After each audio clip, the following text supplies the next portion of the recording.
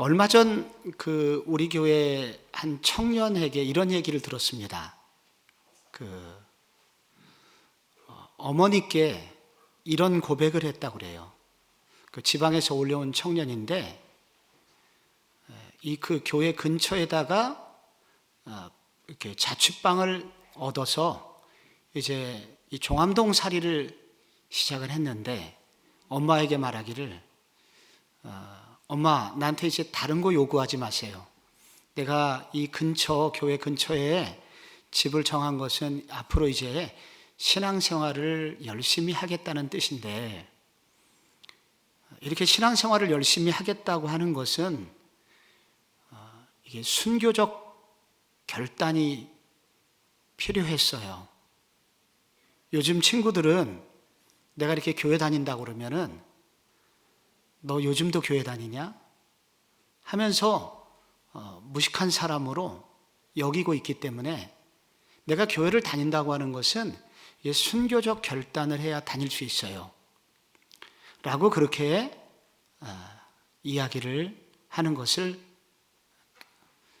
전해서 들을 수 있었습니다.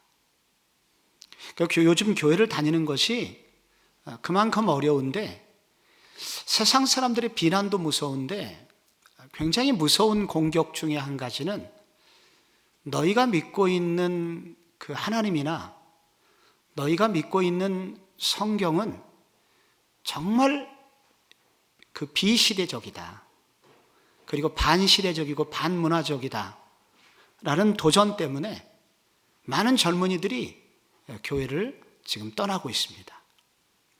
옛날에는 성경을 읽을 때 이 성경이 정말 역사적인 책이냐, 성경에 나와 있는 기적을 어떻게 믿을 수 있느냐, 그래서 그걸 증명하는 방식으로 성경에 대한 많은 도전이 있었는데, 요즘 이 시대의 성경을 향한, 그리고 신앙을 향한 우리들이 믿고 있는 하나님에 대한 도전 중에 가장 큰 도전 중에 한 가지는 성경 속에, 그리고 교회 속에 있는 문화에 대한 도전입니다.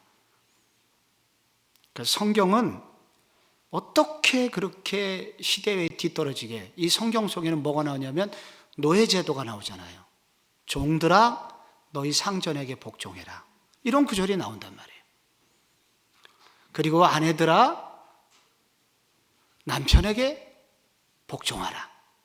어떻게 이렇게 이 시대의 정신하고 반대로 가는 그런 정신을 가진 그런 성경을 믿을 수 있느냐 라면서 많은 도전들이 지금 교회를 향하여, 특별히 젊은이들을 향하여 도전이 계속되고 있습니다. 저희들이 지난주에 교리라고 하는 것은 기독교라고 하는 나무의 뿌리에 해당한다, 신앙이라는 나무의 뿌리에 해당한다, 그렇게 말씀을 드린 바가 있습니다. 그래서 이게 신앙이라는 나무가 튼튼하려면은 교리가 튼튼해야 되는데, 교리가 튼튼하려면 교리를 이루고 있는 교리가 되도록 만들어주는 원재료가 튼튼해야 됩니다. 그게 무너지면 다 무너지게 되거든요. 그 원재료에 해당하는 그것이 바로 성경입니다.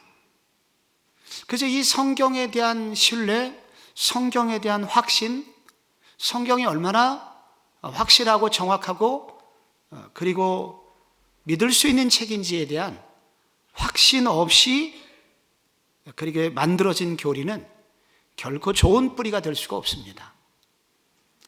그래서 이 소위 말하는 교리, 7대 교리의 첫 번째 해당하는 교리가 바로 서론인데, 그 서론을 다른 말로 성경론 이렇게 부릅니다. 이 성경이라는 것이 어떤 역할을 하는지, 성경이 무엇이며 어떤 역할을 하는지에 대해서 명확히 알아야 우리가 나머지 교리를 튼튼히 그 위에 세울 수 있다는 것입니다. 이 성경이 어떤 책일까요? 한마디로 성경은 하나님의 계시를 기록한 책이다, 이렇게 말할 수가 있습니다. 계시란 것은 감추인 것을 드러내다, 그런 뜻이거든요. 그러니까 우리 인간은 결코 하나님을 알 수가 없기 때문에 하나님께서 스스로 자신을 알 수 있도록 보여주셨습니다. 그래서 하나님 자신이 이 땅에 그리고 인간들에게 하나님 그분이 어떤 분이신지를 드러내신 것, 그것을 기록한 책을 일컬어서 계시라고 합니다. 왜 계시하셨을까요? 그것은 크게 두 가지 이유가 있습니다. 먼저 존재론적 이유 때문이다 할 수 있습니다. 하나님은 무한하시고 시간과 공간을 초월하시는 분이시지만 우리 인간은 유한하고 그리고 타락한 본성을 가지고 있어서 하나님을 잘 알 수가 없거든요. 그래서 이 존재론적으로 하나님하고 우리하고는 차이가 너무 격차가 벌어져 있기 때문에 하나님께서 우리에게 자신을 알려주시지 않으면 우리는 결코 하나님을 알 수가 없습니다. 그래서 욥기 11장에 보면은 이런 말씀이 있어요. 내가 하나님의 오묘함을 어찌 능히 측량하며 전능자를 어찌 능히 완전히 알겠느냐.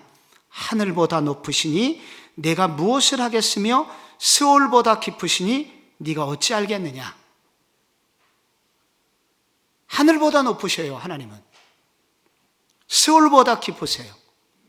그래서 네가 어찌 알겠느냐. 우리가 알 길이 없어요. 존재론적으로 그분과 우리는 그야말로 하늘과 땅 차이가 나기 때문에 그분이 우리에게 알려주시지 않으면 우리는 결코 알 수가 없습니다. 존재론적 차이 때문에. 또 두 번째 이유는 인식론적 이유 때문입니다. 인간은 타락하여 죄인의 본성을 가지고 있기 때문에 그래서 하나님 그분을 볼 수가 없습니다. 우리의 하나님을 인식할 수 있는 모든 장치가 고장나 버렸어요. 그래서 하나님을 볼 수가 없습니다. 어느 부흥회 때 용감한 청년이 목사님한테 질문했다고 합니다. 목사님, 하나님을 보여만 주시면 내가 하나님을 믿겠습니다. 이 부흥회 중간에 얼마나 분위기가 그냥 갑자기 깨졌습니다. 근데 목사님이 조금 더 당황하지 않고 그 젊은이를 향하여 보여주겠네. 젊은이, 내가 지금 이거 차고 있는데 시계 지금 몇 시인가? 너무 멀어서 잘 안 보입니다. 그래? 빨리 뛰어나오게. 막 달려서 눈앞에다 확 대고 지금 몇 시인가? 너무 가까워서 안 보입니다. 목사님이 말했습니다. 그렇게 나쁜 눈으로 어떻게 하나님을 볼 수 있겠나? 너무 가까워도 안 보이고 너무 멀어도 못 봐요. 그러니까 우리의 인식 장치가 다 고장났습니다. 여러분, 한때 인터넷에 이런 유머가 돌아다녔습니다. 남편이 퇴근을 했습니다. 현관에 들어서자마자 아내를 향하여 큰 소리로 외칩니다. 여보, 오늘 저녁 뭐야? 근데 아내가 분명 소리는 나는데 아무 대답이 없어요. 거실까지 왔습니다. 여보, 오늘 저녁 뭐야? 그래도 대답이 없어요. 사실 최근에 아내가 조금 좀 가는 기가 먹은 사람처럼 못 알아듣는 가슴 아픔 좀 그런 사인이 왔기 때문에 조금 더 가까이 가가지고 부엌 입구에서 여보, 오늘 저녁 뭐야? 그래도 못 알아듣는 거예요. 그때 너무 가슴이 아파서 아내의 귓속말로 여보, 오늘 저녁 뭐야? 그랬더니 여러분, 그 아내 되신 분이 획 돌아서면서 내가 칼국수라고 몇 번을 얘기해야 돼, 이렇게 소리를 질렀다고 그럽니다. 여러분, 가는 귀는 누가 먹은 거예요? 남편이 먹었어요. 남편이 귀를 먹어버렸어요. 여러분, 우리의 인식장치가 나이를 먹으면 이렇게 고장이 납니다. 저도 그래요. 잘 안 보여요. 이제 안경 벗고 봐야 됩니다, 이거를. 여러분은 어떠세요? 여러분의 귀는 멀쩡하십니까? 눈은 멀쩡하십니까? 우리의 인식론은, 우리의 인식할 수 있는 능력은 이렇게 제한되어 있어요. 그래서 우리는 하나님을 볼 수가 없습니다. 하나님이 안 보여주시면. 그래서 고린도전서 2장 그 8절에 그렇게 나오거든요. 이 지혜는 이 세상의 통치자들이 한 사람도 알지 못하였으니 만일 알았더라면 영광의 주를 십자가에 못 박지 아니하였으리라. 9절 한번 같이 읽어봐요. 시작. 기록된 바 하나님이 자기를 사랑하는 자들을 위하여 예비하신 모든 것은 눈으로 보지 못하고 귀로 듣지 못하고 사람의 마음으로도 생각하지도 못하였다함과 같으니라. 이렇게 인식론적 인식할 수 있는 능력이 차이가 나기 때문에 하나님이 안 보여주시면 우리는 하나님을 알 수 없습니다. 그래서 하나님은 다 자신을 계시하셔서 이렇게 기록하게 하신 것입니다.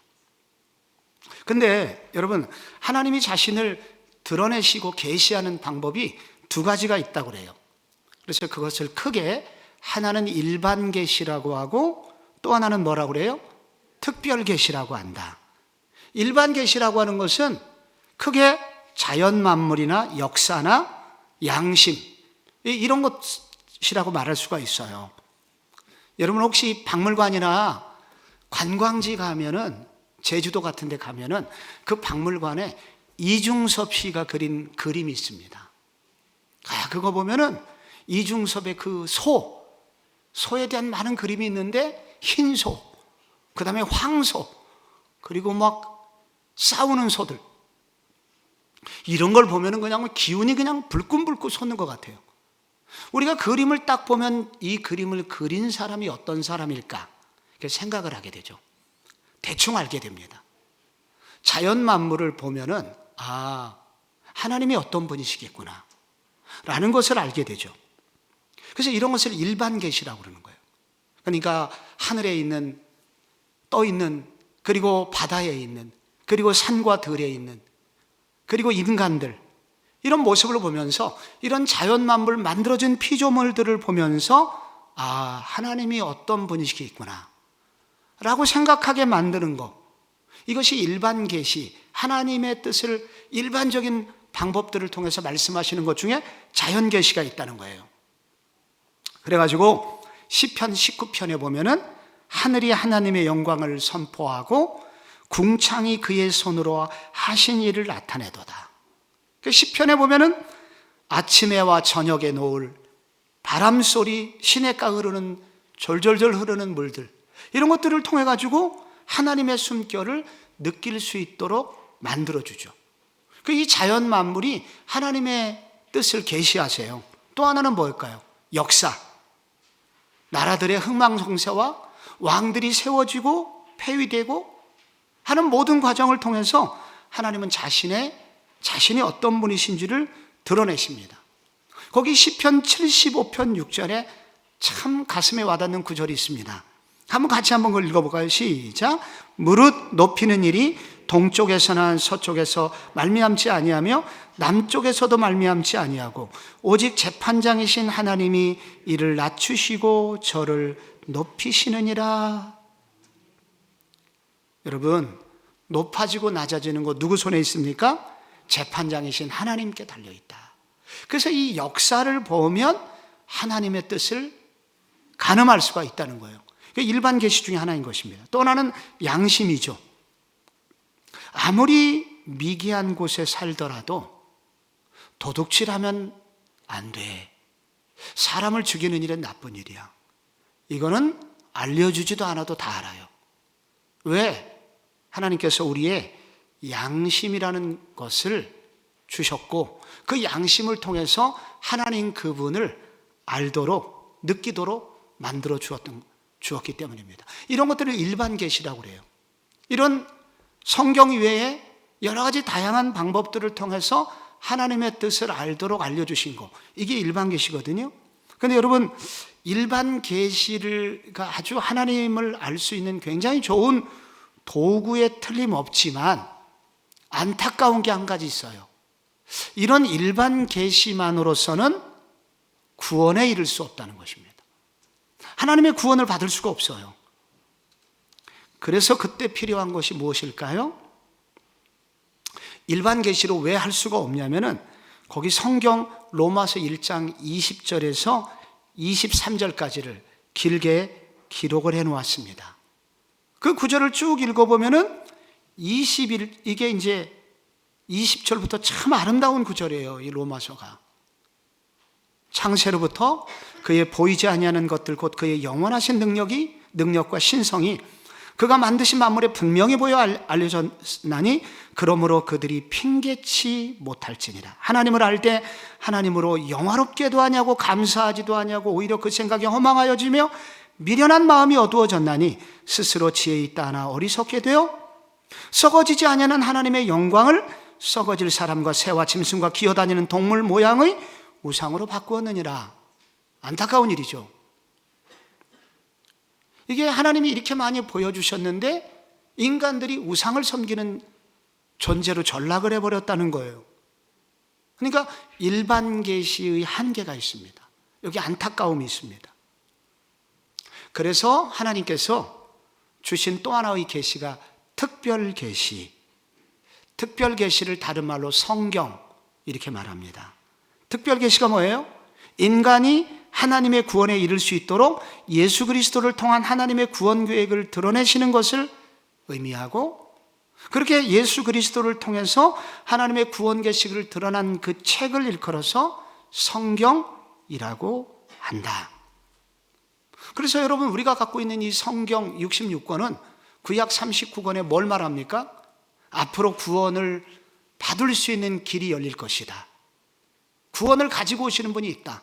예수 그리스도를, 오실 예수 그리스도를 설명하고, 신약은 그 오신 예수 그리스도, 구원을 이렇게 받게 되었다 라는 것을 알려주는 책이고, 또 마지막 뒷부분에는 다시 오실 예수를 그렇게 설명함으로써 우리로 하여금, 우리 일반 계시로서는 도저히 알 수 없는 그 하나님을 이렇게 알 수 있도록 알려주신 책, 그것이 바로 특별 계시이며 성경입니다.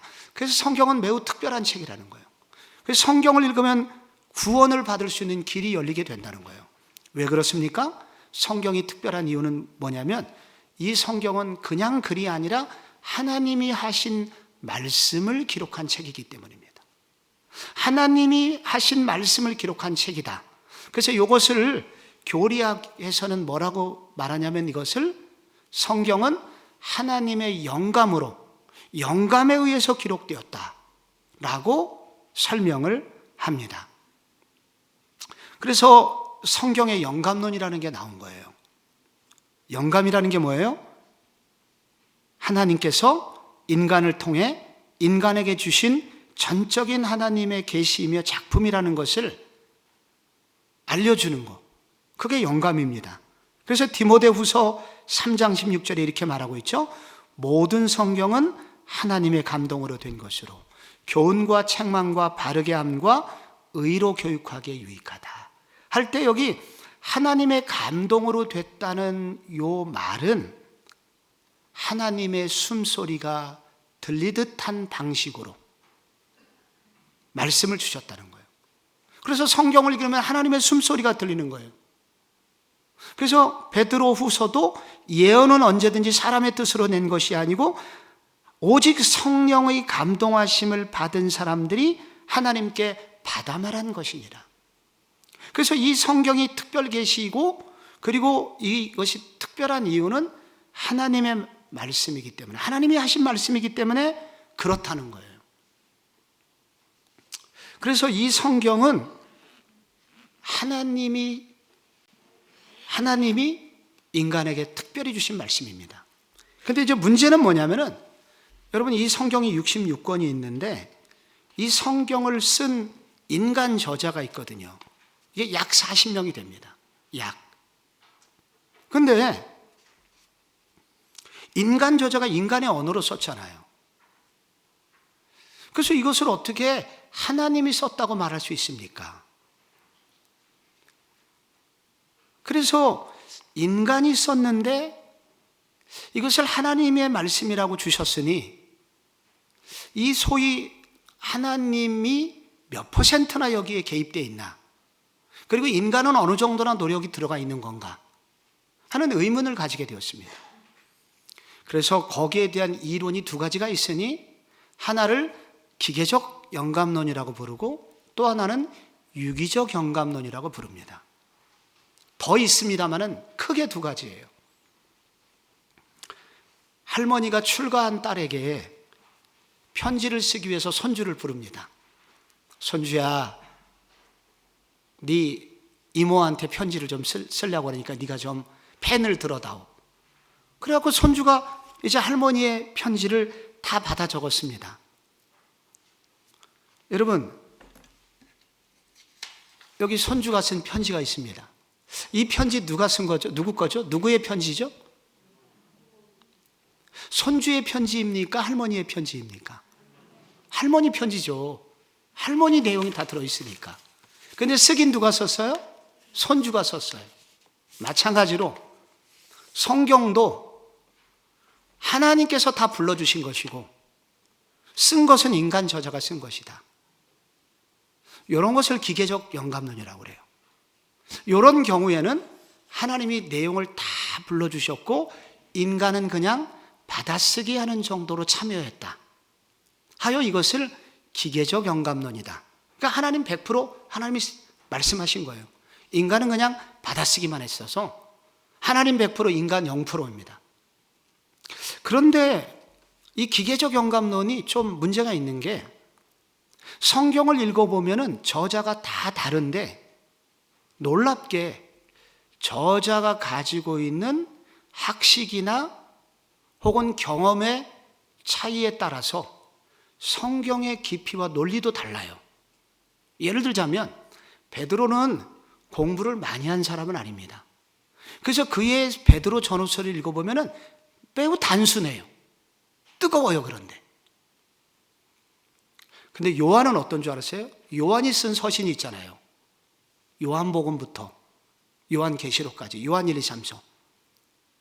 근데 읽어보면 굉장히 철학적입니다. 요한이 철학을 많이 공부했어요. 근데 바울이 쓴 서신을 읽어보면 어떻습니까? 굉장히 논리적이에요. 그래서 성경을 읽어보면 하나님이 받아 쓰라고 했으면 다 비슷해야 되는데 문체도 비슷하고 내용 흐름도 비슷해야 되는데 그게 아니라 인간 저자의 문화적인 차이, 언어적인 차이, 경험의 차이 이런 것에 따라서 성경이 다 다르단 말이에요.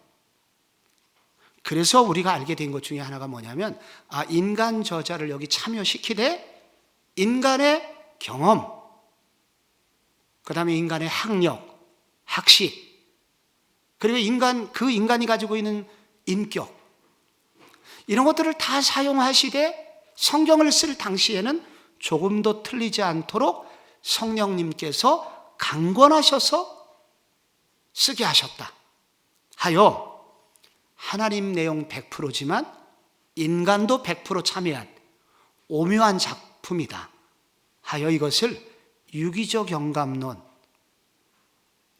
영어로 organic inspiration 이라고 그렇게 말을 합니다. 그래서 우리가 여러분이 다니고 있는 성복중앙교회는 유기적 영감론, 성경을 읽을 때 유기적 영감론을 지지하면서 그런 관점으로 성경을 읽는다는 것을 좀 참고하십시오. 그러나 여러분께서 기계적 영감론을 주장하신다 한들 그것은 이단은 아닙니다. 그럴 수도 있다. 이런 것을 학설이라고 합니다. 이설은 있을 수 있어요. 근데 또 하나 이 영감을 얘기할 때 도대체 하나님의 말씀이 전부 다 영감됐다고 믿기 어려운 부분이 어떤 사람에게는 있어요. 도저히. 그리고 읽다 보면 어떤 부분은 틀린 구절도 나오고 또 내용의 충돌이 있는 경우도 종종 나오고 그래서 어떤 분들은 영감이 되긴 했지만 이 책 전체가 영감이 된 것이 아니라 부분적으로 영감이 됐을 거다라고 믿는 사람이 있고 아니다. 성경 전체 원래 기록된 원본에는 완전한 영감, 완전히 하나님이 100% 영감에 의해서 기록됐다고 믿는 두 종류의 영감을 주장하는 분들로 요약할 수 있습니다. 그래서 하나는 이 영감의 범위를 정할 때 부분적으로 영감됐다 이렇게 믿고 또 한 분들은 완전히 모든 구절마다 다 영감이 됐다라고 믿는 분들이 있다 하는 것을 여러분이 좀 참고로 좀 아셨으면 좋겠습니다. 근데 주로 이 지금 특별히 19세기, 20세기 들어서면서 이 성경을 읽는 방식에 대해서 의문을 제기하는 사람이 많이 있었습니다. 그 중에 불투만이라는 독일의 유명한 학자가 있는데, 여러분 이 사람은 성경을 읽을 때 성경의 내용을 읽어보니까 너무 이 시대하고 안 맞는, 소위 19세기, 20세기의 과학하고는 맞지 않는 내용이 너무 많이 나오니까 이것을 사람들이 에이 성경은 거짓말이야 라고 자꾸 도전을 해온단 말이에요. 이 사람은 이것을 설명하기 위해서 그 나름대로 이것을 해석하려고, 해결하려고 그가 그 제기했던 학설 중에 한 가지를 일컬어서 비신화화라고 합니다. 성경의 신화적인 요소를 다 빼게 되는 겁니다, 이 사람이. 그런데 성경의 내용들은 사실은 그 당시, 예를 들자면 예수님 당시의 1세기에 어떤 내려오는 전설, 옛날 이야기, 그런 구조를 갖다가 예수님이나 혹은 다른 기적, 예수님이나 혹은 있었던 내용들을 가공해서 기록을 했다. 그래서 그런 요소를 다 걷어내고 읽어야 진짜 하나님의 말씀만 남게 된다 라고 주장했던 사람이 있어요. 그러니까 성경 전체가 그대로 하나님의 말씀이라고 여기지 않은 사람들이 나타나게 된 거예요. 이런 불투만과 같은 사람들을 일컬어서 고등비평을 하는 사람이다 라고 신학교에서는 이렇게 가르치는데, 이렇게 성경의 완전한 영감에 대해서 부정하는 사람이 있다는 거예요. 그래서 여러분도 뭐 얘기 들어봤을 거예요. 우리 출애굽할 때 이스라엘 백성들이 사실은 홍해를 걷는 것이 아니라, 그게 원문에는 얌숲이라고 갈대 바다라는 뜻인데, 이집트 근방에 가면 그런 갈대 바다가 있다. 그래서 그 얕은 바다를 건넜는데 그것을 홍해를 갖는 것으로 기록한 것이다. 혹은 예수님이 사실 완전히 돌아가신 것이 아니고 기절하셨는데 굴 속에 들어가서 서늘한 바람에 의해서 다시 정신을 차리시고 밖으로 나오신 것이다. 등등의 우리가 믿기 어려운 얘기를 이 신화를 걷어내고 읽어야 된다고 주장했던 사람들이 있어요. 이런 사람들이 부분적으로 성경에 영감됐다고 믿는 사람들입니다. 조금 이따 이 분에 대해서 제가 문제를 좀 제기할게요. 또 하나는 완전 영감설, 성경의 구절구절까지 모두 다 하나님의 말씀이고 하나님이 하신 말씀이라고 믿는 사람들을 완전 영감설을 믿는 사람이라고 합니다. 그런데 지금 여러분이 성경을 중간중간에 이게 읽어보면은, 여기 보면은 성경에 없음이라는 구절이 나오거든요. 중간에 읽다 보면은. 그러니까 성경이 이게 완전하지 않은 거예요. 근데 여러분이 아셔야 되는 건 뭐냐면은, 지금 우리가 갖고 있는 이 성경은 다 복사본입니다. 그러니까 오래전 모세오경이나 예수님 당시도 마찬가지고 여전히 이 성경의 복사 기술이 없었어요. 오늘날처럼 이렇게 성경이 복사 기술이 없어가지고 이렇게 갈대를 얇게 썰어서 십자형으로 물속에 넣었다가 음지에 보름 정도 말리면 오늘날 종이 비슷한 것이 되거든요. 이걸 파피루스라고 합니다. 여기다가 기록을 한 거예요. 사실 이것을 기름 종이에 묻혀갖고 굉장히 보존의 기간을 늘렸음에도 불구하고 이게 견딜 수 있는 기간이 최장 30년이에요. 그 30년 안에 다시 베껴 쓰지 않으면 원본이 소실돼요. 그래서 이 지구상에 이 성경이 전래되면서 여기에 수천 개의 사본이 만들어지게 된 이유입니다. 그러다 보니까 인간이 베껴 쓰다 보니까 조금씩 점도 틀리게 되고, 그리고 어떤 거 빼뜨리게도 되고, 성경이 얼마나 길어요. 이거를 혹은 한 사람 한 가문이 베껴 쓰는데 중간에 실수할 수가 있으니까 오류들이 일부 발견하게 됩니다. 근데 그 모든 오류들을 요즘 컴퓨터에 다 집어넣고 돌리면 99% 원본을 추적할 수 있다고 합니다. 그래서 이게 지금 우리가 약간의 일부 전래되면서 몇 구절이 오류가 됐다고 하더라도 우리 성경 전체의 내용이 흔들리지는 않는다는 거예요. 그런데 지금 말씀드리는 것은 원래 원본이 있을 거 아니에요. 하나님이 모세에게 쓰시도록 했던 그 원본이 있잖아요. 그래서 성경의 원본은 완전 영감된 것이다 라고 믿는 분들이 있는데, 저희는 무엇을 믿느냐? 완전 영감서를 믿습니다. 글자 한자 한자까지 전부 다 원본의 경우에는 완전히 영감되어서 주어진 것이다 라고 믿습니다.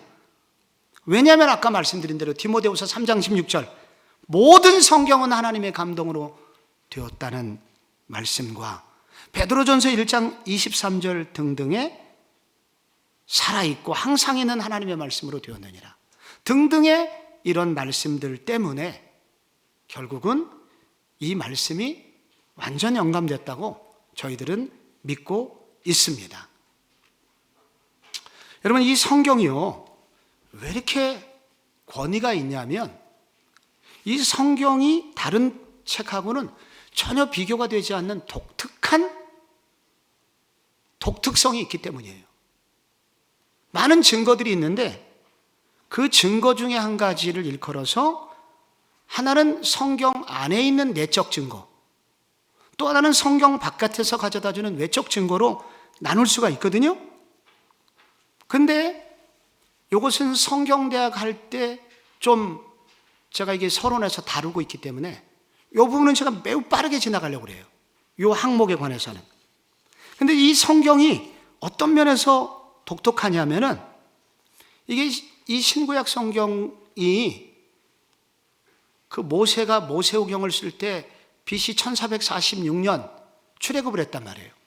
그러니까 BC 15세기경에 이 모세오경을 쓴 거예요. 창세기를 썼단 말이죠. 40여 명의 저자가 썼고 마지막 요한계시록은 AD 90년 혹은 95년에 사도 요한이 썼습니다. 근데 제가 성경을 저도 읽으면서 깜짝 많은 구절이 놀라는데, 대표적으로 제가 깜짝 성경을 읽다가 놀랬던 것은 뭐냐면은 이 구조 때문에 제가 놀라게 됐습니다. 여러분, 그 창세기 1장에 보면은 천지 창조가 나오죠. 2장에는 에덴 동산이 나와요. 그러니까 천지가 나옵니다. 하늘과 땅의 이야기가 나와요. 3장에는 누가 나옵니까? 뱀이 나옵니다. 뱀. 사탄이 등장해요. 그런데 성경의 맨 마지막 장이 요한계시록 20장, 21장, 22장이거든요. 그런데 정확히 성경의 마지막 장 -3장, 끝나기 세 번째 장에는 뭐가 나오냐면 거기 또 뱀이 나와요. 정확히 뱀들이 나와요, 거기. 그리고 그 마지막 -2장, -1장, 마지막 최종 2장에는 뭐가 나오냐? 다시 새로운 하늘과 새로운 땅이 나옵니다. 아니, 전혀 다른, 이 사람들이 짠 게 아니잖아요. 1500년, 1600년 차이가 있는데. 그래서 성경은 마치 이렇게 두 손이 포개질 때 놀라운 세월 속에서 이 두 사람이 손을 마주쳤는데 정확히 앞뒤가 맞는 책입니다. 이 성경은 이런 의미에서 성경 자체 내의 완전한 내용의 통일성, 구조의 완전성, 이런 것들이 거기에 구조의 통일성이 거기 놀랍게 대칭 구조를 이루고 있다는 걸 통해서 성경이 얼마나 정확한 책인지 알게 됩니다. 조금 이전에 여러분께 얘기를 못했던 내용 중에 무슨 내용이 있냐면은, 많은 분들이 요즘 어떤 도전을 하고 있냐면 성경에 대해서 예수의 십자가와 부활의 증거들은 고대 시대의 신화에 해당한다. 이게 고대 시대의 신화다.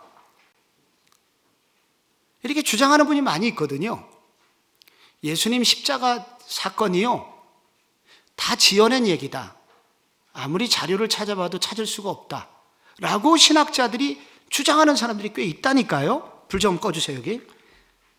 마가복음 15장 그 21절에 보면은 거기에 뭐가 나오냐면은 알렉산더와 루포의 아버지인 구레네 사람 시몬이 나옵니다.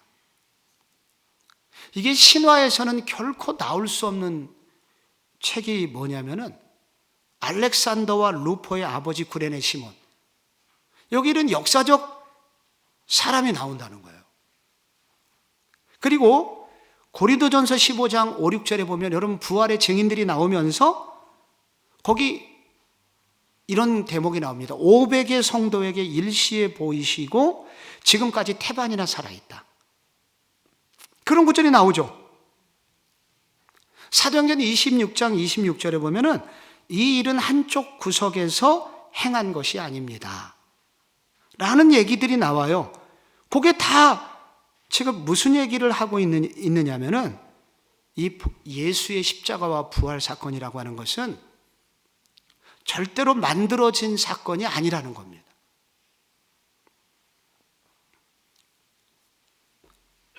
어떤 분들은요, 복음서는 자기 종교의 홍보와 그리고 교회라는 기관 강화 차원에서 다 만들어낸 이야기다.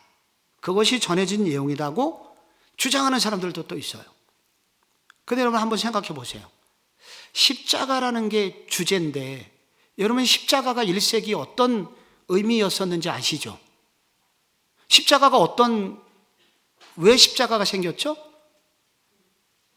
가장 악랄하고 무서운 죄질이 높은 사람들에게 주어지는 형벌 제도였단 말이죠.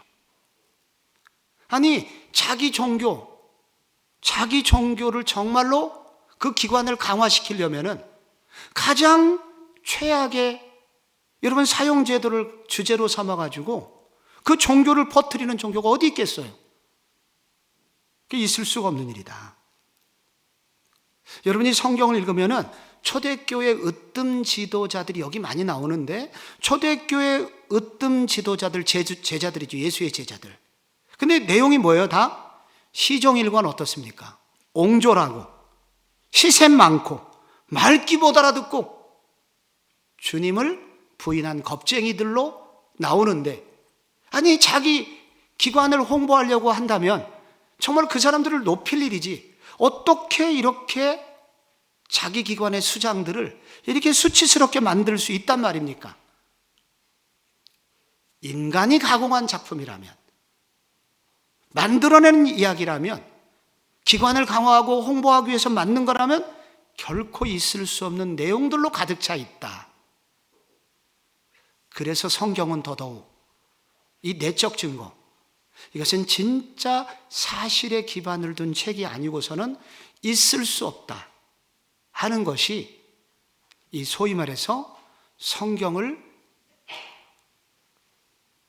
깊이 연구하시는 분들의 해답입니다. 외적 증거라는 건 말할 필요도 없어요. 이 성경의 내용은 전부 다 역사에 기반을 둔 책이지 따로 떨어진 내용이 아니라는 얘기입니다. 구약의 아브라함 얘기, 우리가 알고 있는 야곱이나 요셉 얘기가 다 역사에 등장하는 기원전 20세기, 21세기, 19세기 다 나오는 실제적인 얘기들이고 거기에 관련된 많은 이론들은 얼마든지 뒷받침할 수가 있다. 지금도 고고학에서 여리고성 이야기, 지금도 흔적들은 여전히 남아있으며 많은 성경에 있는 스토리들은 지금도 성지순례를 가면 그 흔적을 고고학에서 찾을 수가 있다. 그래서 이런 성경은 일반 역사에 기반을 두고 주신 말씀이기에 이 성경은 그 어떤 책하고 비교가 될 수 없는 책이다 라는 것을 많은 분들이 답으로 제시를 하고 있습니다. 저는 여러분들하고 오늘 그 마지막 부분을 좀 성경의 정경성에 대해서 한번 다루고 싶습니다. 여러분이 받으신 교환의 5페이지 마지막 부분에 벌써 나와 있거든요. 근데 여기 보면은 목사님, 기독교 우리 교회 다니는 사람들은 성경 66권 신약하고 구약하고 신약만 믿는데 그 천주교에서는 외경이라는 것을 성경으로 믿습니다. 어디까지가 진짜 성경인가요? 라고 이제 질문하시는 분들이 있습니다. 근데 여러분, 이 성경이라고 하는 우리가 갖고 있는 이 성경은 원래부터 오늘날 이렇게 딱 주어진 66권으로 주어진 것이 아니고 이 성경이 오늘날 우리가 갖고 있는 66권으로 이렇게 성경이 하나로 모아지는 데는 꽤 오랜 시간이 걸렸습니다. 여러분, 예를 들어서 한번 생각해 보세요. 광야에서 모세가 모세오경을 하나님의 영감을 받아갖고 이 모세오경을 썼단 말이에요. 그래서 모세오경을 썼던 초기의 책들은 이렇게 사본으로 어딘가 내려와 있었고요. 그리고 오랜 후에 썼던 사무엘상하도 또 어느 동네인가 누군가 보관해서 가지고 있었어요. 그리고 오랜 후에 또 에스더서를 썼던 사람의 책도 어느 동네인가 또 누군가 보관을 하고 있었어요. 그러나 처음부터 구약의 39권을 다 가지고 있었던 사람은 없었습니다. 그런데 이런 것들이 다 모아진 때가 있으니 그게 예수님께서 이 땅에 오시고 돌아가시고 거의 60년쯤 흘렀을 때, AD 90년이죠. 여기에 소위 그 구약을 연구하는 가장 믿을 만한 랍비들이 모여가지고 종교회의를 했습니다. 그래서 그 종교회의를 하면서 그들이 39권을 구약 성경으로 정하게 되니 그 회의를 일컬어서 얌니아 회의라고 합니다. 그 회의를 통해서 39권이 정해지게 된 거예요. 근데 그때 성경으로 정했던 가장 중요한 기준이 있습니다. 이것을 진짜 사무엘이 썼냐, 진짜 모세가 썼냐, 그것을 증명할 만한 증거들이 있을 때, 선지자들이 썼다는 증거가 있을 때, 혹은 선지자의 편집에 의해서 보관됐다 하는 증거들이 있을 때 그 성경을 성경으로 인정을 하게 됩니다. 나머지 인정이 안 되는 책은 다 빼게 된 거예요. 그 책이 39권이었습니다. 신약 성경은 더 오랜 후에 이제 AD 397년에 카르타고라는 종교회의에서 다시 신약 27권을 정경으로 확정을 했는데, 그때 제일 중요한 기준이 뭐였냐면 이 책을 사도가 썼느냐 혹은 사도적 권위가 있느냐 하는 것을 관점을 가지고 성경을 27권을 정하게 됐습니다. 이거 교회가 회의를 통해서 정했는데, 여기서 오해하지 말 것은 뭐냐면 교회 마음대로 정했다는 것이 아니라 제일 중요한 것은 사도나 혹은 사도와 매우 가까운 사람이 이 성경을 정말 기록했느냐, 그런 증거를 찾는 일이었고, 그리고 이 성경의 내용이 진리와 부합하는지, 그리고 그동안 초대교회에서 충분히 인정을 받았는지, 혹은 이 책을 그동안 사랑하고 읽으면서 성령의 역사들을 체험하게 됐는지, 그런 중요한 기준들을 가지고 면밀히 검토하여 27권으로 정했다는 것입니다.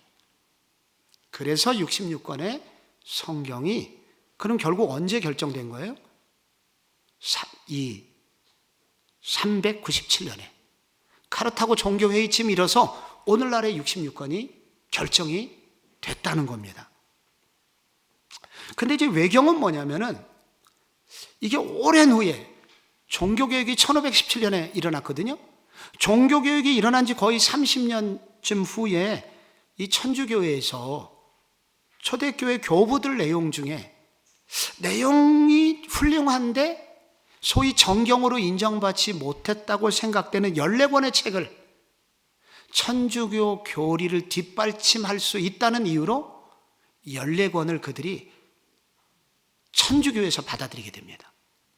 그래서 그것을 외경이라고 하니 그것을 여러분이 외경의 목록을 참고하시면 됩니다. 근데 위경이라는 게 있는데 이건 뭐냐면은 외경만큼의 가치도 없고 정경과 내용이 배치되는 초대교회 문서들이 있거든요. 그것은 초대교회를 이해하는 데는 도움이 되지만은 그러나 성경으로 인정하기는 힘들다. 그리고 비정경적 기록들이 거기 기록되어 있는데 히브리 복음이나 이집트인 복음이나 베드로 행전, 도마 이런 것들은 뭐냐면 초대교회 문서니 참조할 만한 내용들이다. 목사님들이 종종 전승에 따르면 설교 중에 이런 얘기를 하거든요. 그 전승에 따르면 그건 뭐냐면은 바로 성경이 다 얘기할 수 없는 거를 일부 참조해 줄 수 있는 내용들이 이런 책들이 있다는 것을 여러분이 참조하시면 되겠습니다. 마지막 부분이 뭐냐면 성령의 조명입니다. 성령의 조명. 여러분께서 지금 저를 이렇게 환하게 볼 수 있는 이유가 있다면 조명빨 덕분입니다. 조명 때문에 볼 수 있는 거예요. 가정에서도 제가 보이시죠? 이 불, 조명 때문입니다. 저 조명을 끄면 저 못 보실 거예요. 안 보이실 거예요. 근데 마지막 부분에서 우리가 다룰 내용은 성경을 공부하면서 참 중요한 내용이 뭐냐면 성령의 조명이라는 것입니다. 조명이란 무엇인가? 그래서 이렇게 객관적으로 기록된 이 말씀이 우리 마음속에 확 들어오고 마음속에 들어온 말씀이 깨달아지고 그리고 그 말씀이 즐거워지고 순종하고 싶은 강렬한 열망이 생기는 신비로운 역사, 이것을 성령의 조명이라고 합니다. 영어로는 이것을 illumination 이렇게 말을 합니다. 아주 집중적으로 비춰준다는 거예요. 근데 성령이 조명하시는 방법이 여러 방식이 있어요.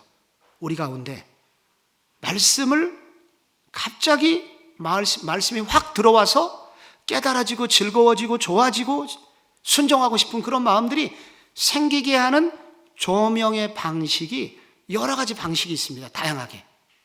여러분들에게는 어떤 식으로 그 말씀이 조명되셨을까요? 그것이 성경에는 비유를 통해서 몇 가지 비유를 통해서 나타납니다.